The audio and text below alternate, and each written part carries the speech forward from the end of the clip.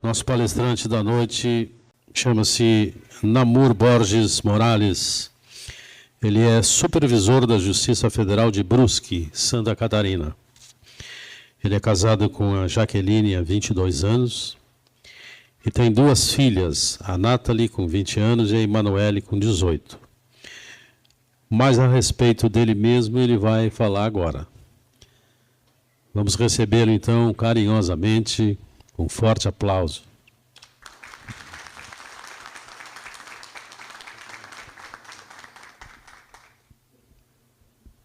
Uma boa noite a todos.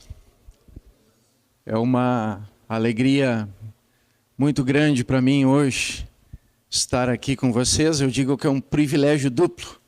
Primeiro, pelo esse momento.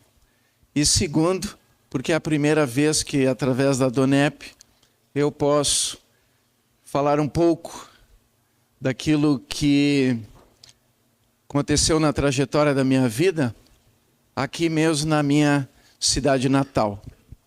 Sou daqui mesmo, da cidade de Porto Alegre. E para você entender um pouquinho, esse Morales aí, não tem nada a ver com o gás, não usufruo disso. Mas esse Morales é porque a minha família é espanhola. Meu pai, ele é estrangeiro e, na verdade, eu sou o início da geração brasileira da família Morales. E nós somos uma família onde tem meu pai e minha mãe e nós somos 3 irmãos. Meu pai, ele tem esses traços da cultura europeia muito forte. Então, ele sempre foi uma pessoa que nos privilegiou, a mim, meus irmãos, na questão cultural e na questão intelectual. Dentro desse processo, ele promoveu tudo o que a gente podia usufruir nessas duas linhas, e ele pagou as melhores escolas, as melhores faculdades, mas cada um de nós, e eu digo nós, eu e os meus irmãos, usamos isso de uma maneira diferente. Eu sempre fui aquele filho mais enfático, né, nas suas linhas de ações. Então eu sempre me destacava de uma maneira muito forte na minha família, e isso promovia algumas situações que muitas vezes o meu pai tinha que me apoiar e até resolver determinadas situações que eu criava com a minha rebeldia e com a minha instabilidade emocional. Era uma pessoa bem agressiva e, como a gente diz no trivial, gostava de resolver tudo na porrada. Nessa trajetória, arranjei bastante encrenca e havia muitos conflitos dentro da minha casa. Claro que tudo era promovido pelo meu pai para crescimento, para transformação da minha vida, para mim ser melhor.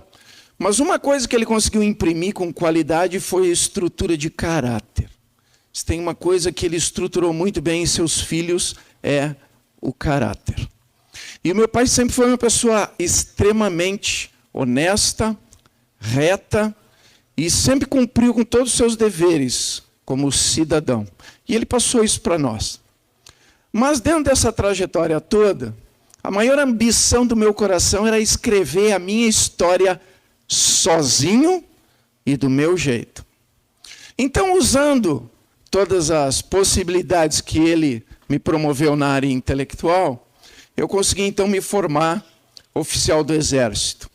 Quando me formei, então, tive a oportunidade de, dentre a lista classificatória, escolher entre 2 maravilhosas cidades que me foram disponibilizadas para mim exercer o meu ofício. Uma delas era em Olinda, lá no Nordeste, e a outra era a cidade de Uruguaiana. E Uruguaiana, ela tem 2 olhares fixos sobre ela. Dependendo da maneira com que eu olho, ela é a última cidade ou ela é a primeira cidade do estado do Rio Grande do Sul. E lá eu então fui escrever a minha história do meu jeito, sozinho e na minha própria visão. E existe um ditado popular que diz assim: quer saber como é um homem, dá poder para ele. E eu, infelizmente, entrei nesse contexto. Cheguei lá, um excelente salário na época, 600 pessoas sob o meu comando. Logo que cheguei, já assumi o subcomando de uma das subunidades da unidade para onde eu fui designado. E aí, aquela soberba, aquela arrogância e aquela prepotência tomaram um lugar de ascensão na minha vida. Dentro dessa trajetória, eu nunca aceitava que as coisas não fossem feitas da minha maneira. E também com essa questão de ter um posto militar dentro de uma cidade do interior, onde qualquer autoridade era altamente reconhecida e convidada para todos os eventos sociais, políticos da cidade, logo eu me entrosei rapidamente dentro daquela linha em que as pessoas iam me abrindo as portas. Conheci muita gente, me relacionei com muitas pessoas e tinha muitas oportunidades, tendo em vista a minha patente. Nesse período, conheci então a minha esposa. Empresária na época, ela tinha uma empresa na área de importação e exportação, e era uma empresa muito bem sucedida. Uma pessoa que tinha um tino comercial muito forte, muito expressivo. Ela é uma pessoa que sabe fazer negócio. Ela é uma excelente negociadora. Só para você ter ideia, eu nunca compro carro. Eu sempre levo ela junto e o vendedor que se vire com ela. Porque ela sempre faz o melhor negócio. Só que naquela época, quando nós nos conhecemos e aí então nos tornamos noivo, eu comecei então a me associar a ela dentro do seu empreendimento e comecei inclusive a aportar recursos financeiros para promover o crescimento. E realmente a gente teve um crescimento muito grande, muito expressivo. Nessa época de ascensão, onde nós tínhamos o convívio social nas altas rodas, nós fomos então convidados para um jantar da Donep. Então, lá no Hotel Glória, o hotel mais famoso da cidade, nos foi então aberto as portas dessa associação. E esse jantar foi um jantar bem peculiar para a minha vida, porque eu, oficial do Exército, fiquei sabendo que quem era o preletor da noite era um capitão, e não era um capitão qualquer, era um capitão com brevet de paraquedista e curso de guerra nas selvas. E quem é militar sabe que quem tem esses tipos de curso são os militares mais excelentes dentro, né, do convívio da caserna, como a gente diz.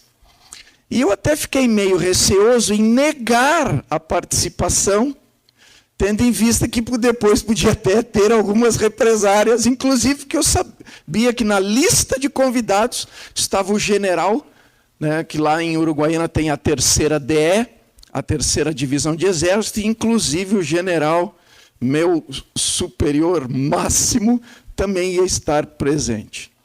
Eu e minha esposa, então, fomos ali, participamos, e aí eu fui surpreendido naquele jantar, onde aquele capitão abriu a vida dele de uma maneira muito clara, e aí ele conta no relato dele que ele planejou a sua morte. E quando aquele homem começou a falar aquilo, planejou a sua morte, eu fiquei olhando para ele, e aí ele começa a fazer uma narrativa de toda a construção daquele objetivo dele, inclusive na montagem do paraquedas, para que não abrisse e ele pudesse ter o êxito naquele intento. E aí eu fico olhando para aquele homem, ouvindo tudo aquilo, e na minha cabeça eu fico imaginando como é que depois ele ia estar ali, no convívio de todos, dentro do quartel, com aquela exposição toda. Mas o que mais me tocou naquele momento foi quando ele disse que algo sobrenatural fez com que o paraquedas abrisse e ele aterrissasse tranquilamente, sem um arranhão, no lugar onde estava designada a área de pouso. Naquele dia eu tive certeza absoluta de que, além dele se expor daquela maneira, ele devia também ser louco. E eu e minha esposa saímos meio revoltados daquele jantar. Saímos meio indignado. E eu fiquei pensando, mas com tanto lugar para ir. E aí nós continuamos a nossa vida, e eram muitas viagens, muita festa. Eu tinha um hall de amigos imenso. Tinha muita gente que ia na minha casa e pedia moto emprestada, caminhonete, carro. Era um convívio social maravilhoso. E dentro dessa trajetória toda, sendo eu com o perfil que eu defini agora no início, a minha esposa começou a enfrentar as maiores dificuldades dela dentro da empresa. E as dificuldades dela não eram financeiras, não eram nada que envolvesse a administração da empresa. O problema dela se chamava um só: namoro. Porque a última palavra sempre tinha que ser a minha. E eu olhava para ela, e no meu olhar eu tinha uma certeza absoluta de que ela era um soldado e só tinha 3 coisas para ela me dizer. Era sim, senhor, não, senhor, e quero ir embora. Eu tinha certeza disso. E isso criou vários problemas intensos, ao ponto de, dentre a vasta falta de sabedoria na administração da empresa, eu cometi os erros de emprestar cheque, mas assim, não eram cheques preenchidos, eram cheques assinados. E fiquei fiador de pessoas, porque, afinal de contas, eram pessoas da minha mais alta estima. E quando a minha esposa vinha dizer para mim, não faz isso, aí é que subia aquele calorão e eu fazia.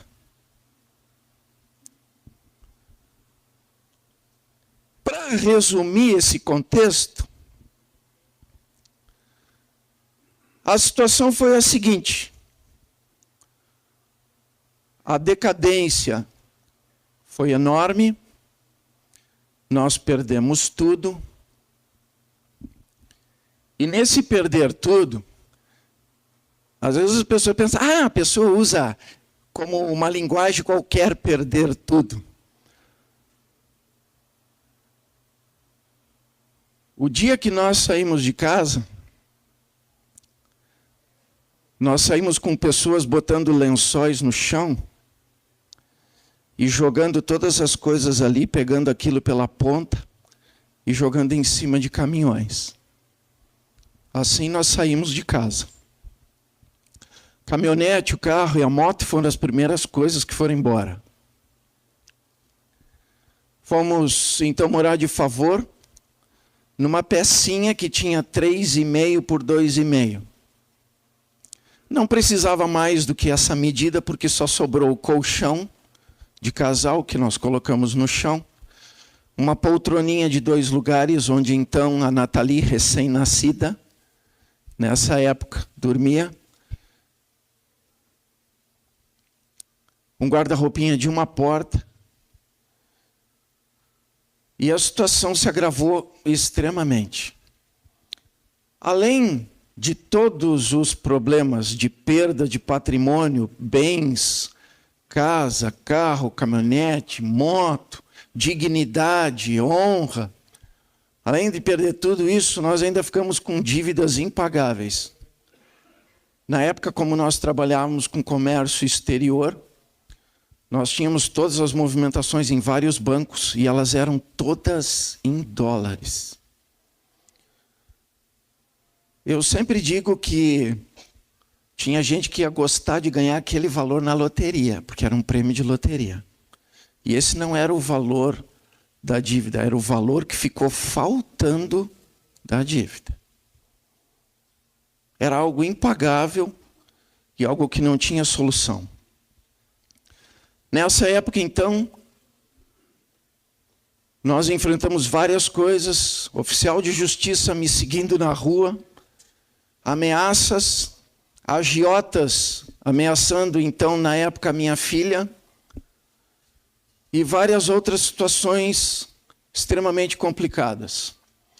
Como eu não tinha dinheiro para absolutamente nada, veio então a Emanuele. E a Emanuele veio exatamente porque eu não tinha dinheiro para nada, ou seja, minha esposa, nem o anticoncepcional eu podia comprar para ela. E aí veio a Emanuele. A Nathalie nem 2 aninhos tinha, e agora ela estava grávida da Emanuele no momento de maior decadência e de maior caos dentro das nossas vidas. Morando naquele lugar, sem perspectiva de nada, vivendo de favor daquilo que os outros podiam nos dar. E aí você pode pensar, mas se tinha tudo que era curso, e realmente, eu tinha um currículo enorme. Faculdades, cursos, formação militar. Peguei tudo isso e fui bater na porta dos então meus amigos. E aí eu descobri que aquela turminha que sentava para tomar cerveja comigo só tinha interesse em mim porque eu pagava a cerveja. Se foram os amigos, se foram os parceiros, se foi os benefícios dentro da sociedade, se acabou tudo. Dentre as muitas pérolas, tem algumas que eu nem gosto de referendar, até por questões para não expor a ninguém. Mas, dentre essa vasta lista, teve um empresário, só para você entender, que ele me disse assim: se tu não teve competência para administrar a tua empresa, tu quer fazer o que na minha?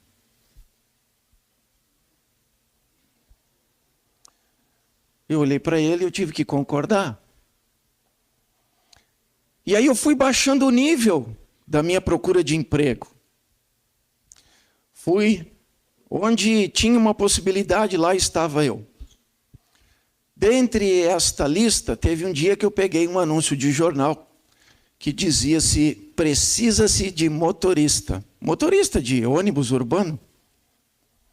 Como eu era militar e na época, então, antes de eu dar baixa para trabalhar exclusivamente com a minha esposa na empresa, eu tinha carteira E, que era de transportista de caminhões, carretas e coisas. E aí eu fui lá, então, para fazer o teste de motorista urbano, porque, afinal de contas, eu tinha 2 crianças chorando de fome dentro de casa. Só para você entender algumas coisas que se passaram. Eu fui caminhando, porque eu não tinha dinheiro para pegar o ônibus. Caminhei 8 quilômetros para chegar na sede dessa empresa. Cheguei lá antes das 8 da manhã, sentei no sofá, em cima da minha cabeça estava ali a plaquinha: precisa-se motorista. Esperei até umas 8h20 da manhã, quando entrou um senhor, olhou para mim, disse: o senhor veio pela vaga? Eu disse: vim. Ele fez assim para mim, entrou lá para dentro, demorou mais uma meia hora e me chamou. E eu tive a excelente ideia de levar o meu currículo. E aí ele me questionou em várias coisas, eu respondi. E aí eu disse: quem que não vai querer uma pessoa com o currículo que eu tenho? Imagina, o currículo que eu tenho, dirigir um ônibus. E aí, quase no final da conversa, eu passei para ele meu currículo. Esse senhor abriu, começou a ler e folhear, e em algumas folhas ele olhava para mim e passava aquelas folhas. De repente ele fechou, empurrou de volta, ele disse, eu não posso lhe contratar. E eu disse, mas como? Por quê? Não tem mais, que eu saiba, não tem ninguém. E aí naquela hora, meio que deu um calorão, ele olhou para mim e disse assim, olha, se eu contratar alguém com o currículo que tu tem, quem vai perder o emprego sou eu. Eu juro para vocês que naquele momento eu queria dar uma de Jack Stripador. Eu até mirei o pescoço dele. Para ele podia ser uma simples resposta. Para mim era o auge da derrota. E eu saí daquela empresa caminhando e chorando. E no meio do caminho eu ficava tentando pensar o que eu ia dizer para minha esposa dentre todas as negativas que eu já tinha trazido para ela. E uma das situações mais marcantes nessa trajetória de decadência foi quando eu estava com a Nathalie, caminhando na rua, e eu passei por um mercadinho, e nesse mercadinho uma criança sai abrindo uma balinha. E ela para e puxa a minha calça e me diz, papai, quero bala.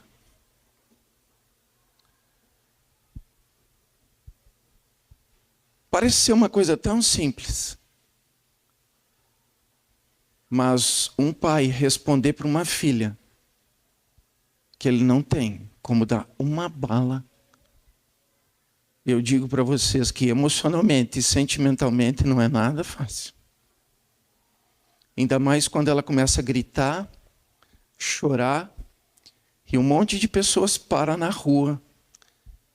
E eu começo a ler nos olhos daquelas pessoas que pai que eu era. Eu fui com ela chorando até em casa. Ela só se acalmou quando a minha esposa pegou ela no colo. E aí o desespero bateu. E aí eu consegui então um maravilhoso emprego. E eu digo maravilhoso emprego porque ele se tornou um grande problema para mim pelo seguinte. Eu consegui trabalhar de comissionado num táxi. Não tenho nada contra os taxistas. Mas o que aquilo promoveu? Porque aí eu trabalhava 24 por 24, era 24 horas rodando, 24 horas descansando.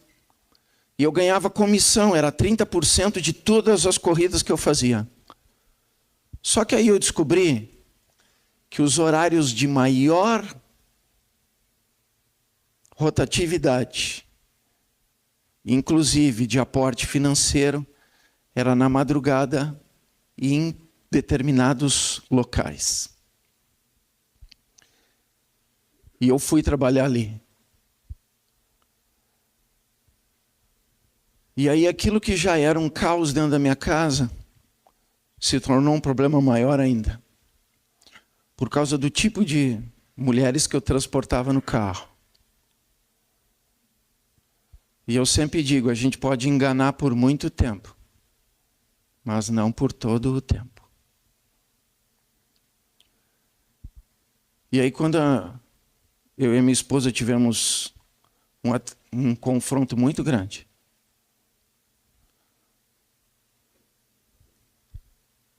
E que eu contei a verdade para ela. Ela caiu desmaiada nos meus braços. Eu olhei para ela e aí eu vi quem eu era. Eu vi que eu era um péssimo pai, um péssimo marido e um péssimo homem. E aí você pode pensar, mas e a família?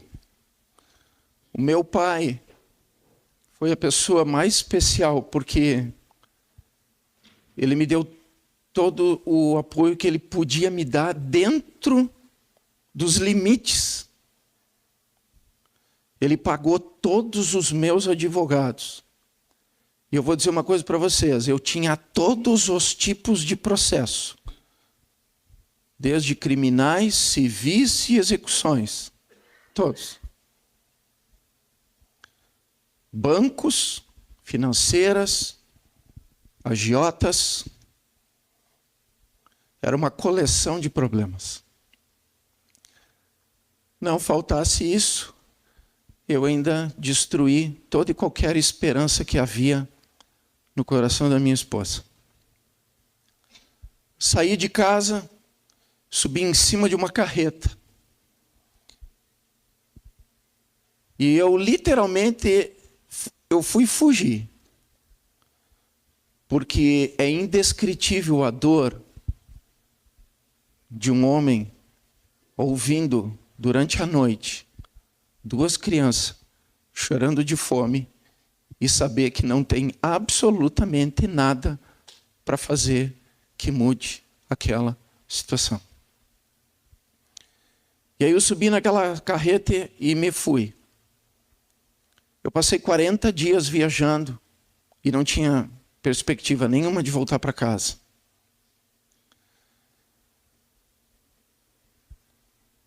E aí aconteceu um fato muito importante.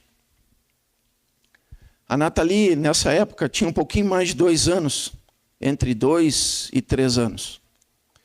Ela se levantou na madrugada, próximo da manhã, e ela acordou a minha esposa. E ela disse assim: mamãe, vamos orar pelo papai. E a minha esposa olhou para ela e disse: que é isso, Nathalie? E ela ficou insistindo até a minha esposa levantar da cama, e você vai entender o porquê. E aí ela dizia: vamos orar pelo papai. E a minha esposa, sem entender, se levantou, e aí ela ficou ajoelhada, e ela botou o rostinho contra a parede. E aí a narrativa daquela situação que me foi passada foi que ela disse assim: Deus, tu conhece o meu papai. E eu te peço, Deus, que tu não deixe ele morrer agora.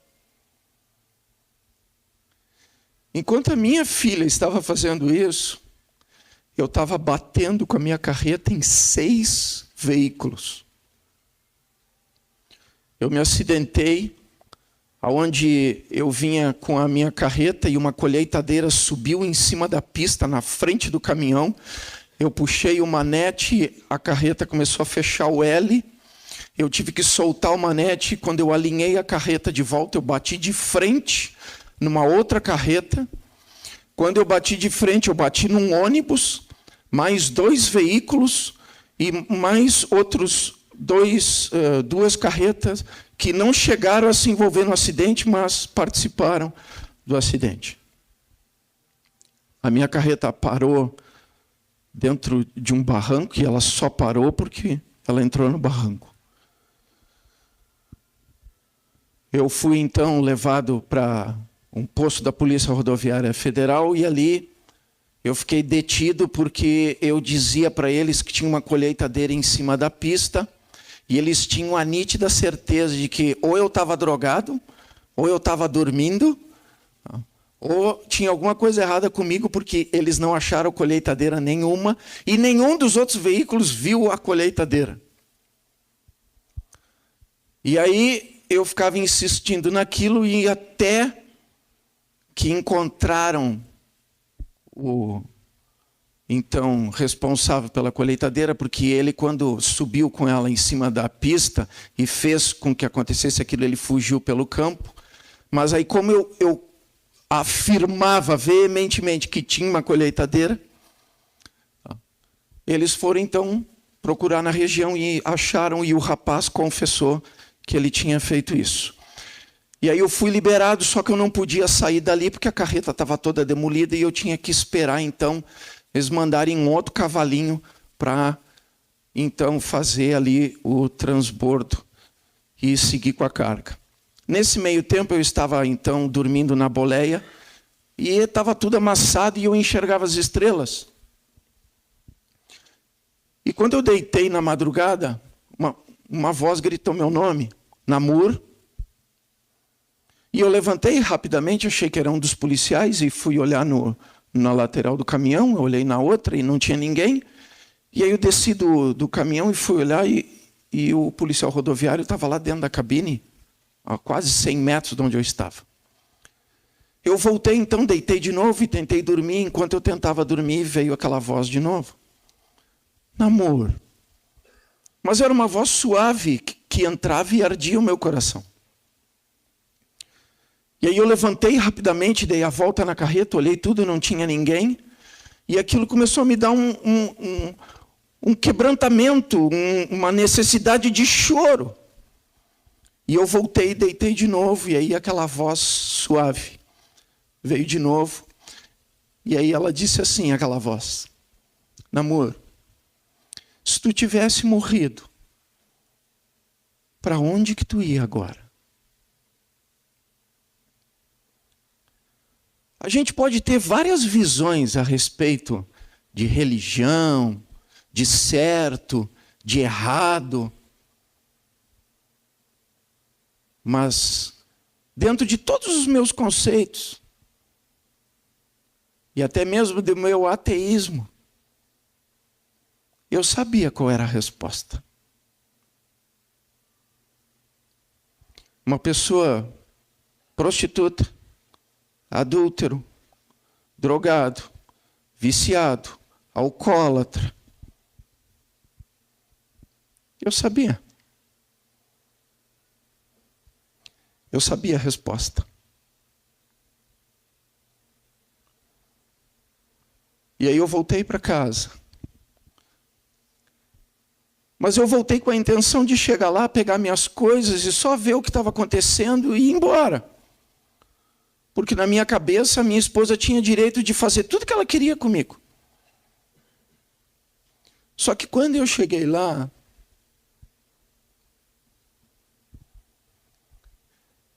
ela me pegou pelas mãos, ela olhou no fundo do meu olho, e ela me disse: eu te perdoo. Pode ser uma palavra simples, mas para mim tinha um significado imensurável. Eu fiquei atônito um tempo, olhando para ela e tentando absorver aquilo. Porque na minha cabeça ela devia de me dar uma surra, de me quebrar todo, de me jogar para fora, de me expulsar.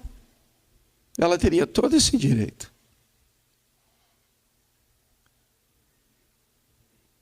Mas eu olhei nela e havia amor nos olhos. Havia sinceridade. Havia emoção. E aí ela me quebrou. E aí ela me explicou o que tinha acontecido com ela. Ela disse que tinha conhecido uma pessoa que tinha mudado a vida dela.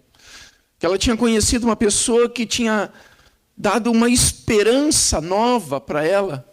Que levantou ela das cinzas e mostrou para ela que tinha um caminho onde ela podia trilhar de uma maneira diferente e conquistar coisas de uma maneira diferente, se ela desse a oportunidade. E aí ela me falou dessa pessoa que ela encontrou. Ela me falou de Jesus Cristo. E aí ela me fez lembrar lá daquele jantar da Donep, onde aquele capitão deu aquela narrativa, onde ele falou do mover que houve, o milagre que aconteceu, onde ele enrolou o paraquedas todo errado para ele não abrir, e algo sobrenatural fez com que ele botasse o pé em solo firme, sem um arranhão. E aí, diante do impacto da realidade daquele acidente, e da narrativa da minha esposa, diante do que a minha filha, que nem 3 aninhos tinha, promoveu a meu favor, diante de um Deus que eu nem conhecia, eu me rendi. E naquele dia eu fiz algo que mudou a história da minha vida. Eu me ajoelhei com a minha esposa. Depois dela ter me explicado tudo, e ela feito a pergunta: tu quer dar uma oportunidade? Eu disse: eu quero. E ela disse: então tu vai repetir comigo. Eu não sei descrever assim com palavras, porque sentimentos e emoções a gente até pode expressar, mas não definir. Algo mudou naquele momento em que eu pedi para Jesus entrar no meu coração. Era como se do nada surgisse uma possibilidade, uma esperança, uma luz. E aí eu me agarrei com aquilo. E aí nós começamos então uma trajetória, eu e ela. As pessoas às vezes me perguntam assim, namoro, mas como é que Deus mudou a tua vida? Eu disse, do jeito mais simples. Do jeito mais simples. Eu li a Bíblia e fiz o que estava ali. Só isso. Ah, tão simples assim? Tem coisas que, se eu for dizer que eu gostei, eu não gostei. Principalmente quando eu descobri como que Deus quer que um marido seja. Quando eu descobri como que era um marido de acordo com a visão de Deus, eu não gostei. Porque eu não era nada daquilo. Mas eu decidi ser. Eu decidi ser exatamente aquele marido que estava escrito ali. Quando eu descobri como é que eu tinha que ser como pai, eu também não gostei. Mas eu decidi ser o perfil de pai que estava escrito ali. Quando eu descobri que tipo de homem eu tinha que ser, eu decidi ser o perfil de homem que estava escrito ali. E aí as coisas começaram a mudar, porque é interessante, todos nós queremos mudança, mas mudança requer fazer coisas que eu nunca fiz. Porque se eu continuar fazendo as mesmas coisas, eu nunca vou mudar. E aí eu decidi fazer as coisas que eu nunca fiz. E aí eu comecei a ser um melhor pai, um melhor esposo e um melhor homem. Eu comecei a ter experiências com Deus. Não só aquela experiência de possibilidade de morte, da onde eu fui resgatado com vida, mas experiências onde Ele mostrou que Ele é vivo, real, verdadeiro, e que a palavra dEle é verdade e é eficaz em tudo aquilo que ela diz que faz. Eu e minha esposa, não pensa que as coisas se resolveram assim, porque não é assim. Mas as mudanças geram transformação. Lá em Uruguaiana, é uma cidade extremamente fria e extremamente quente. E aí quente, eu estou falando de 47, 48 graus no verão. E frio, eu estou falando -2, -3. Já tive até a maravilhosa oportunidade de pegar -8 graus no inverno. Nessa época estava chegando o inverno e era um inverno que estava sendo anunciado extremamente rigoroso. E as minhas filhas, tendo em vista os parcos recursos, estavam andando só de fraldinha e de pé descalço. E nós não tínhamos recurso financeiro para nada, até porque, só para você ter uma ideia, depois do episódio da carreta, eu fui então trabalhar ajudando pessoas. E aí eu ganhava, só pelaquela ajuda que eu fazia, era, como a gente diz lá, era biscate. Né? Vivia de biscate.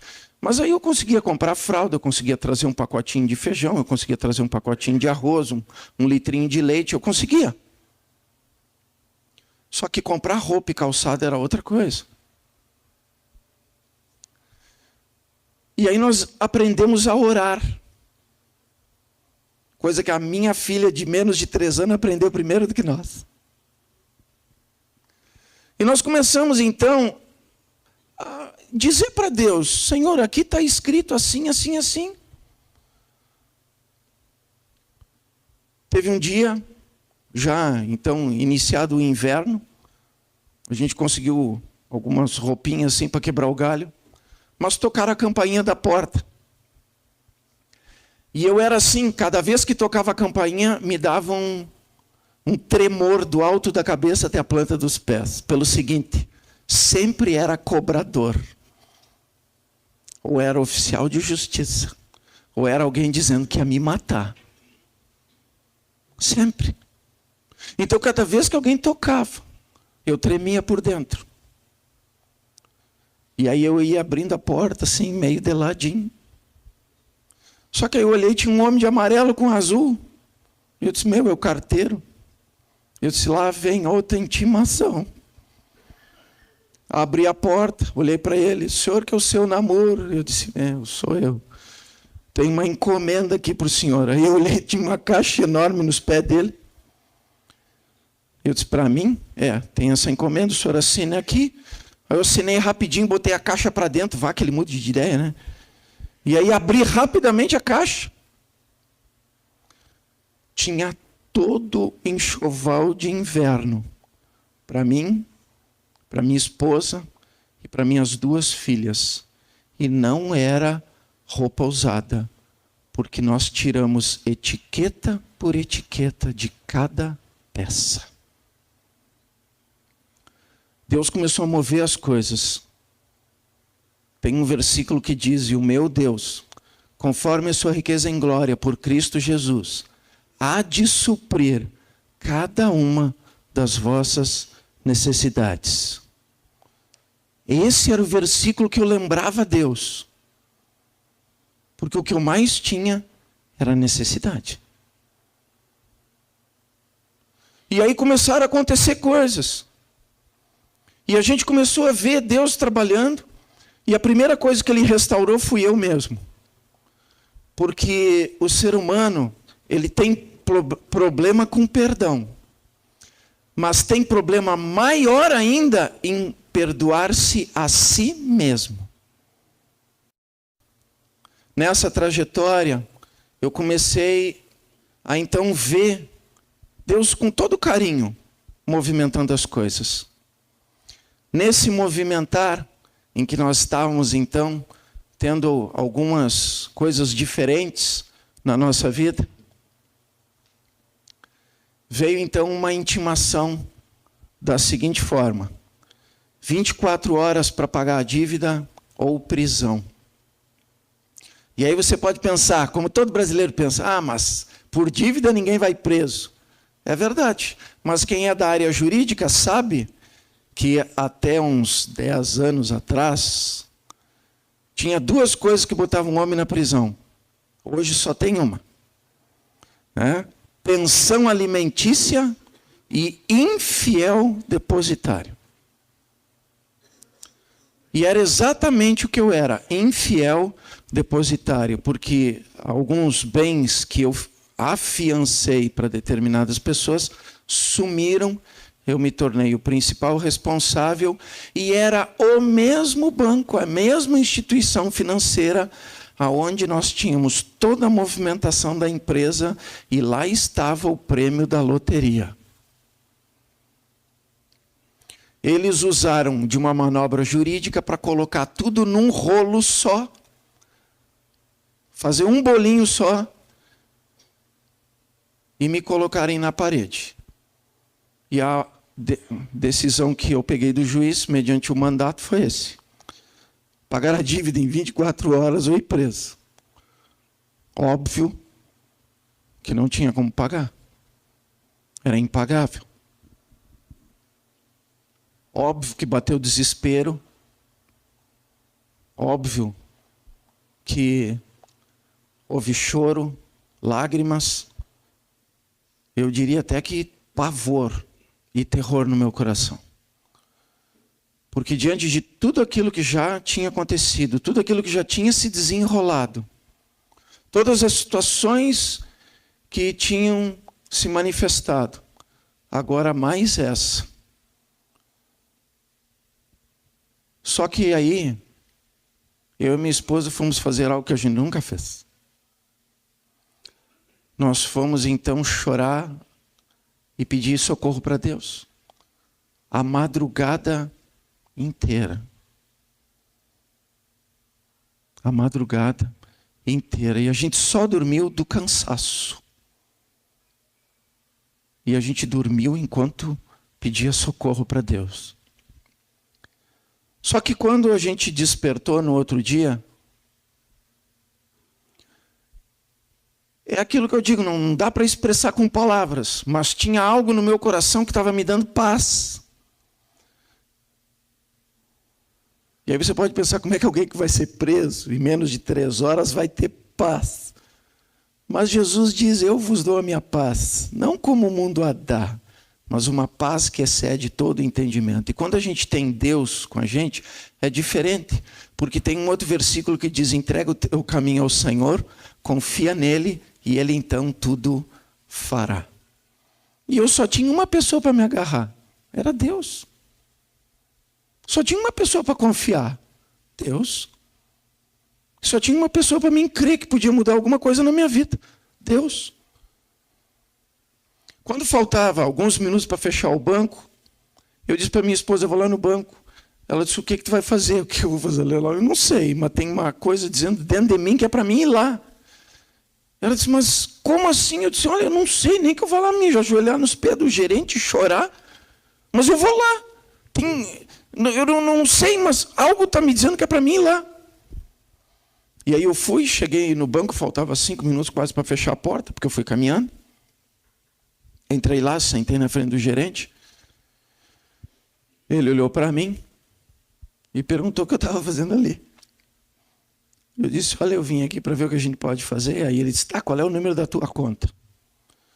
Aí ele pegou o número da minha conta, digitou, olhou na tela do computador, olhou para mim, olhou para a tela do computador, olhou para mim. E ele disse, oh, namoro, eu não estou entendendo o que você está fazendo aqui. Eu disse, mas como assim? Vocês me mandaram um mandado?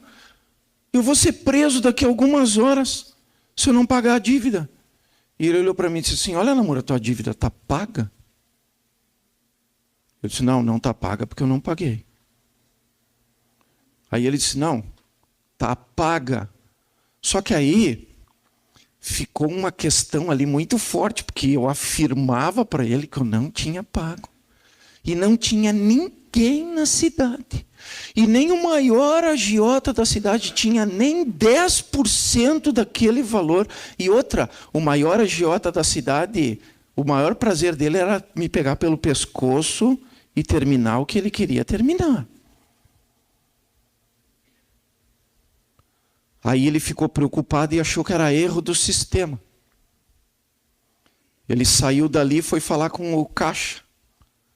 E aí perguntou, eu não sei qual foi dos caixas, eu sei que mandaram ele lá para o andar de cima, porque a tesoureira do banco sabia o que tinha acontecido comigo. Para encurtar a história, ele desceu, ficou aguardando ela vir. Quando ela chegou, eu estava sentado na cadeira. Ela olhou para mim, o senhor que é o seu namoro? Eu, sim, sou eu.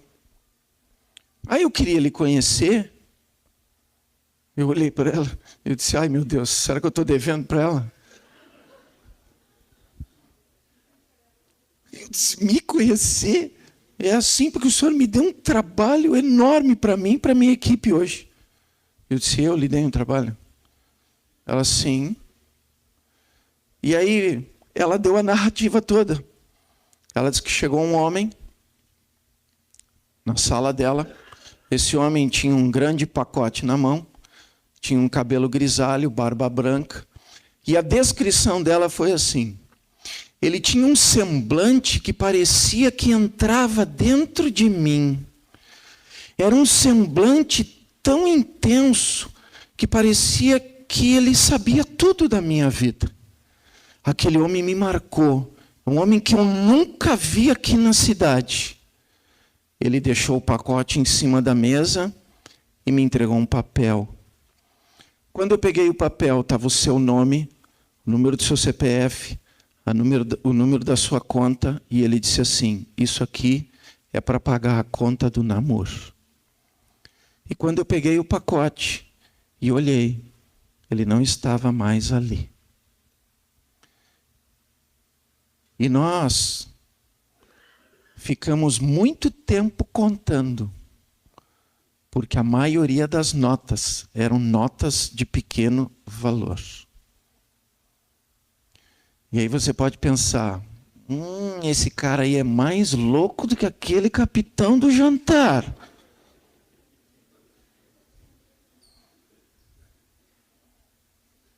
Mas está escrito ali, aos meus anjos dou ordem a respeito daqueles que hão de herdar a vida eterna. E está escrito ali, eu sou o dono de todo o ouro e de toda a prata. Se você me perguntar quem foi lá, humanamente eu vou dizer não sei. Mas sobrenaturalmente eu vou te dizer que Deus enviou um anjo com todo o dinheiro, centavo por centavo da minha dívida.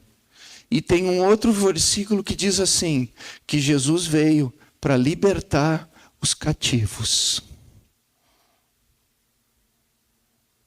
E se tinha alguém que era cativo, era eu. E eu vou afirmar uma coisa para você. Uma pessoa que tinha o meu nome, o número do meu CPF, o número da minha conta, e sabia centavo por centavo o valor da dívida, ia saber me encontrar em qualquer lugar. Eu dou testemunho por todos os lugares onde os capítulos da Donep lembram de mim. Até hoje, ninguém se apresentou como credor. Teve uma vez que eu estava num jantar da Donep, em Criciúma, e o dono do jornal, Jornal de Cri, Jornal de Criciúma, estava sentado na mesa. Ele fez um desafio comigo. Ele me disse assim, Namur, essa história é verdade? Eu disse, se não fosse, eu não contaria.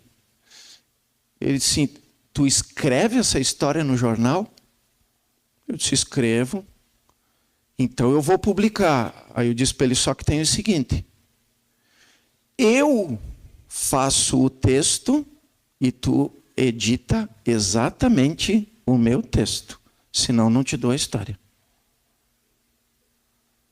Porque com todo o respeito, você sabe como é que é repórter, né? Eu disse, pode me dar aqui. Eu mandei para ele por e-mail. E eu quero dizer uma coisa para vocês. Ele não me deu um pedaço da página. Ele botou a minha foto no meio e ele colocou a página toda do jornal.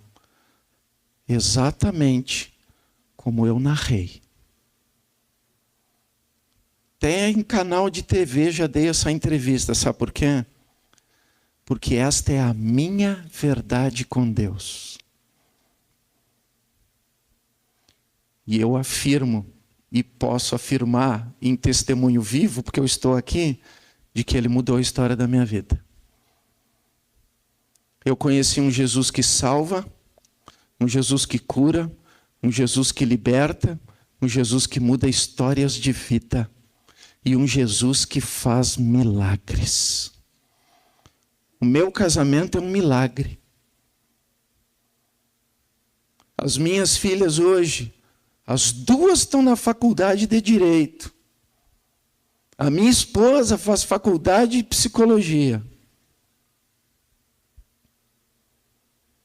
Sou comendador, porque até isso Deus faz, porque Ele pega os humilhados e exalta. Eu digo para minha esposa, quando eu morrer eu estou tranquilo, já pode até ter um nome de rua comigo.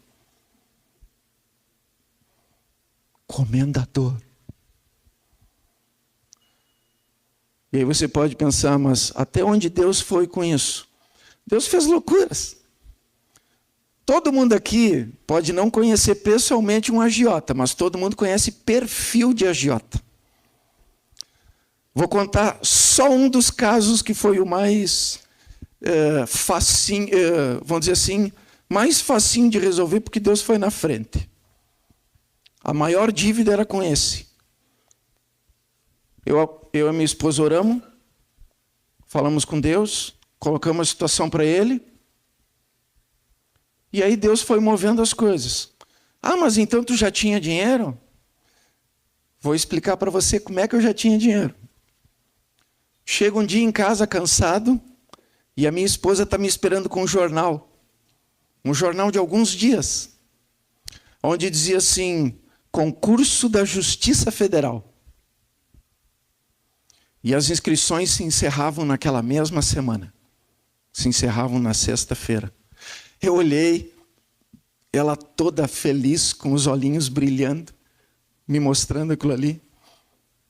E eu disse para ela, mas como que eu vou fazer um concurso? Ela disse, eu creio que Deus colocou esse jornal na minha mão. E se foi Ele que colocou, Ele vai fazer tudo o que tem que ser feito. A minha esposa sempre me impulsionou na fé.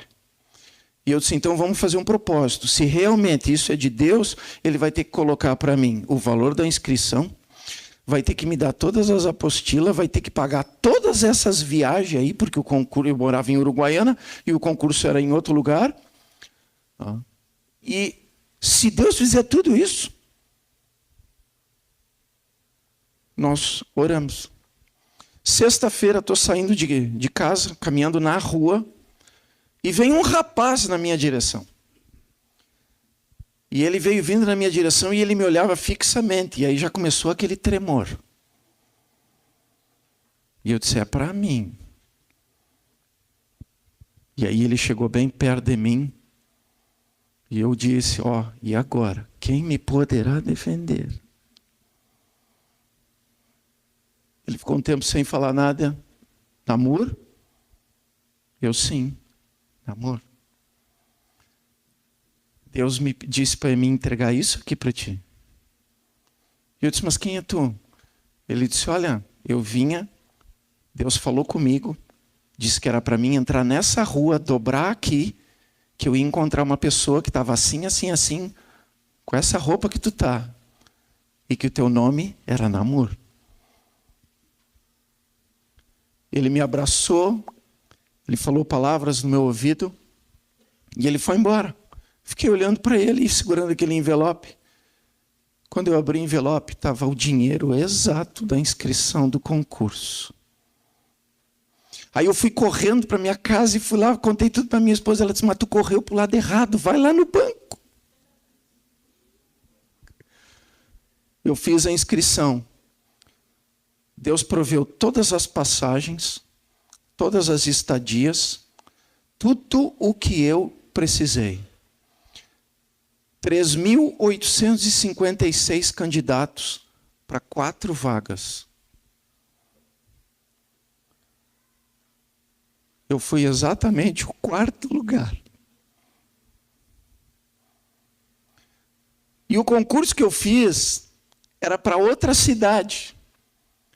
Mas Deus um dia falou para mim assim, Namor, no lugar onde tu fostes humilhado é o lugar onde eu vou te exaltar. Eu nunca entendi o que ele queria dizer com aquilo. Eu disse, como assim o lugar? Eu ficava procurando. Eu disse, bom, tem vários.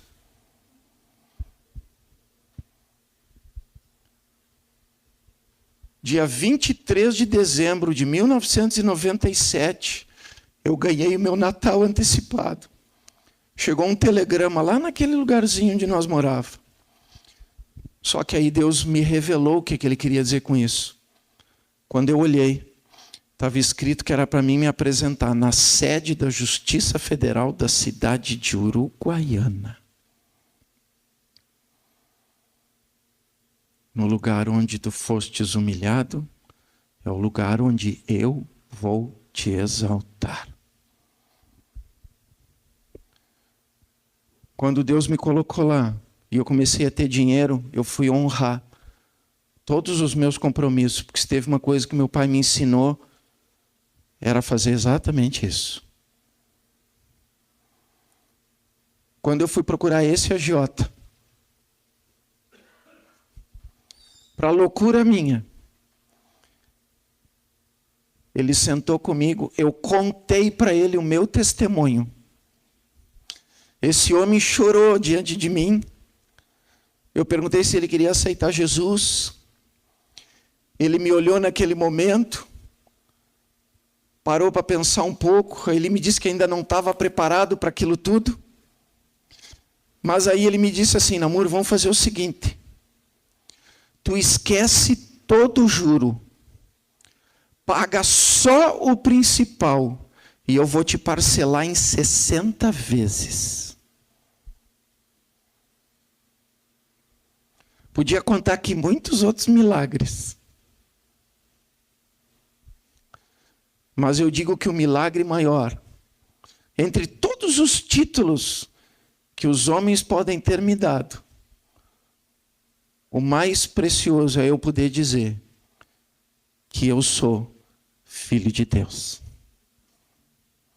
Porque está escrito: mas a todos quantos nele creram, deu-lhes o poder de serem feitos filhos de Deus, a saber, aqueles que creem em Jesus Cristo. Eu nunca conheci. Meu pai me levou em várias religiões, mas eu nunca conheci Deus como eu passei a conhecer naquele dia, naquele quarto, ajoelhado naquele colchão, segurando as mãos da minha esposa. E eu posso dizer minha esposa, porque nós estamos fazendo 22 anos de casamento.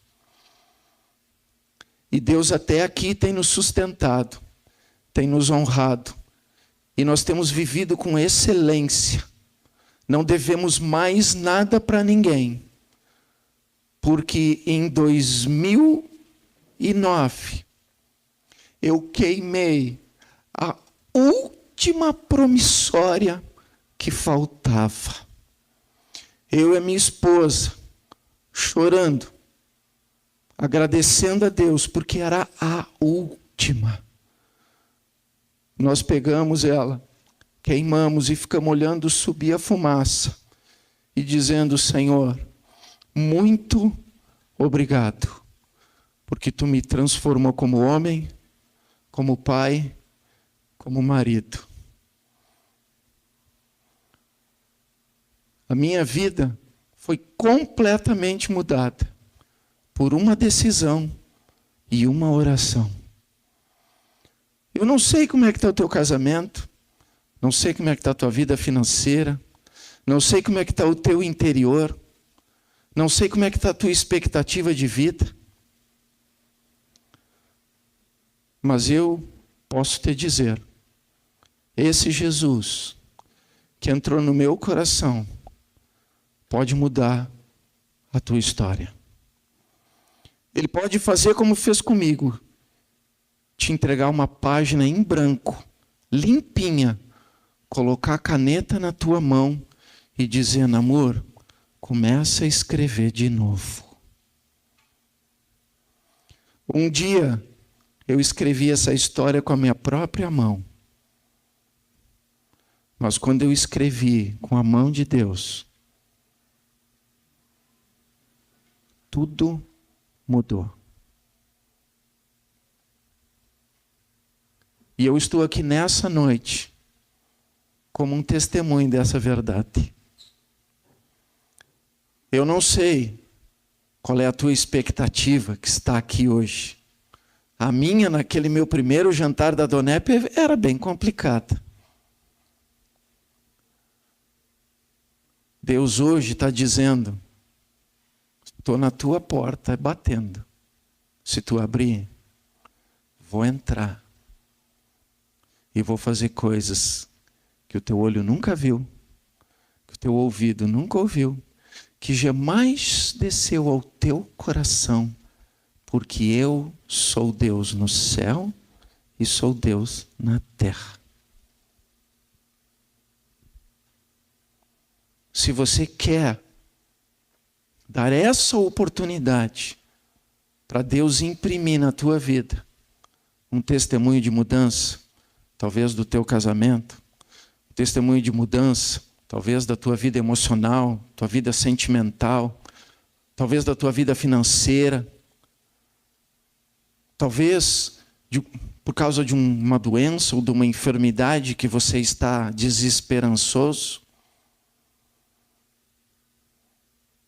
Eu estou te oferecendo. E se você quiser, assim como ele entrou em mim, vai entrar em você. E a folha branca e a caneta vai ser entregue na sua mão. Eu convido a todos a fechar os olhos agora. E quem quer realmente dar essa oportunidade para Deus, repita comigo essa oração. Senhor Jesus, neste momento, eu abro o meu coração para Ti e Te recebo como meu único e suficiente Salvador pessoal da minha vida. Entra em mim agora, faz morada em mim e começa a me transformar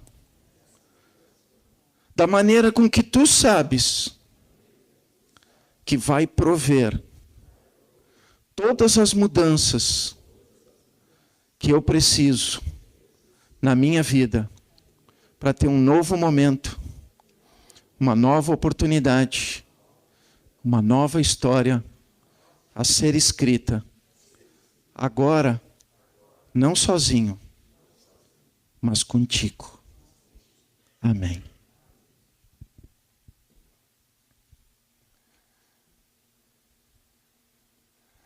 Sabe que quando eu olho assim, eu me lembro de mim, quando eu estava naquele jantar e aquele capitão fez essa mesma oração. E eu estava lá, duro, travado, descrente. Mas aquele Jesus que ele apresentou para mim, eu conheci no acidente, porque ali está escrito, eu sou o Deus que te dá vida e vida com abundância. Eu morro a tua morte para que tu viva a minha vida. Eu conheci o Jesus que me libertou das drogas, dos vícios, do alcoolismo, do tabagismo. Eu conheci o Jesus que me tirou da escravidão, da prostituição, do adultério, do pecado. Eu conheci o Jesus que me colocou um amor, não um amor humano qualquer por uma mulher, mas um amor que veio de Deus, tanto no coração dela quanto no meu, para viver um novo casamento. Nós estamos de lua de mel todos os dias, porque a gente aprendeu a se amar. A gente aprendeu a se perdoar e a perdoar. E viver esse perdão. Eu conheci um Jesus que me honrou diante de muitas pessoas que para elas eu era nada. Mas elas tiveram que um dia me abraçar e dizer, Namur, realmente Deus mudou a história da tua vida. Eu conheci um Deus onde eu andava humilhado, cabisbaixo, com vergonha das pessoas por tudo que eu passei, que me fez andar em lugar alto e ter grandes oportunidades. Eu conheci um Deus que tudo pode para aquele que nele crê. Se você nessa noite abrir o seu coração, eu te afirmo, tua vida não é mais a mesma. E se você ler o que está ali e praticar o que está ali, você vai um dia estar aqui onde eu estou, podendo transformar outras vidas. Então, já que eu tomei banho, estou cheirosinho, perfume importado, eu queria dar um abraço em todos que hoje abriram o seu coração e se permitir viver isso com Deus. Sem constrangimento. Vem aqui na frente.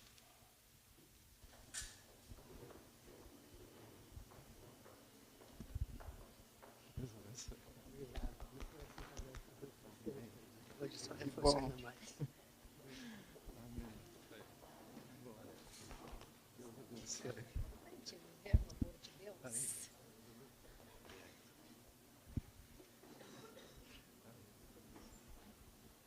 Eu agradeço a todos o carinho, a atenção e me coloco à disposição. Se alguém mais tarde quiser me procurar, tirar algumas dúvidas, né, fazer outra reportagem, fiquem à vontade.